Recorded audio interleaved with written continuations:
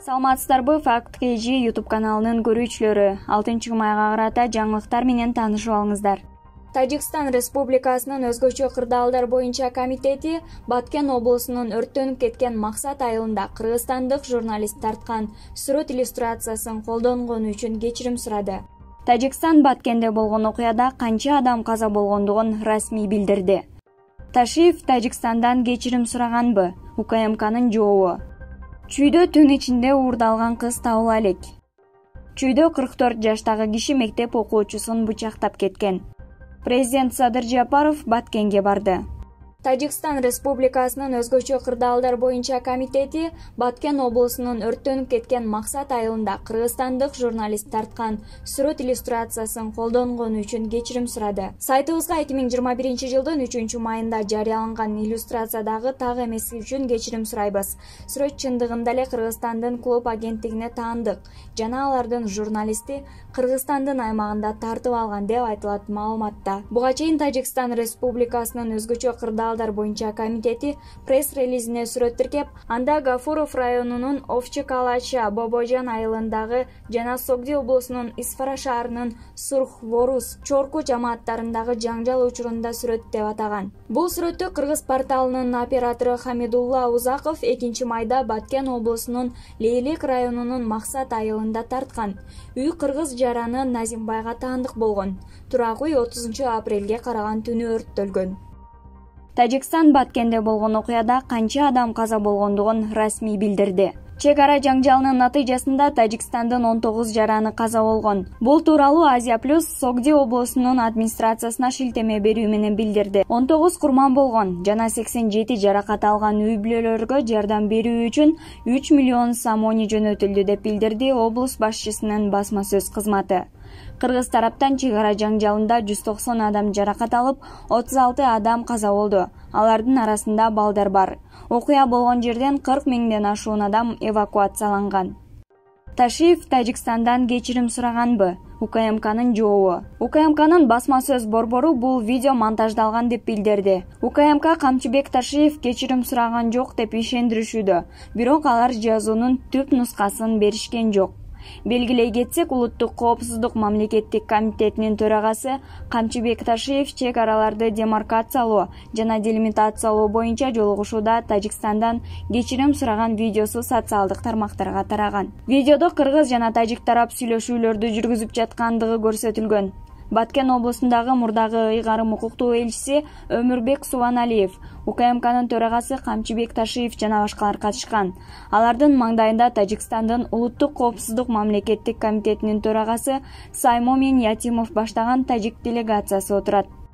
Уважаемый таджикский народ, жить в мире и согласии нам, мы обязательно условно все журналисты, правительство делегации, извините. Нет, спасибо вам. Чүйдө түн ичинде уурдалган кыз табыла элек. Аламүдүн районунун Лебединовка айылында 25 жаштагы кыз уурдалды. Бул тууралуу Чүй облусунун ички иштер башкармалыгынан билдиришти. 6 май күнү түнкү саат 2:00 Аламүдүн райондук ички иштер башкармалыгынын нөөмөт бөлүмүнө 19 жаштагы кыздын арызы келип түшкөн. Анын айтымында 5 май күнү 23:00 Лебединовка айылындагы супермаркеттеринин биринин жанынан белгисиз адамдар 25 жаштагы эжесин уурдап, Toyota Estima үлгүсүндөгү автоунаага салып кетишкен деп айтылат маалыматта. Аталган факт бирдиктүү реестрге катталып, сотко чейинки териштирүү иштери башталган. Ыкчам издөө иштеринин натыйжасында кызды уурдаган баланын ким экени такталган. Азыркы тапта милиция ал кишинин жашаган жерине чыгып кеткени айтылды.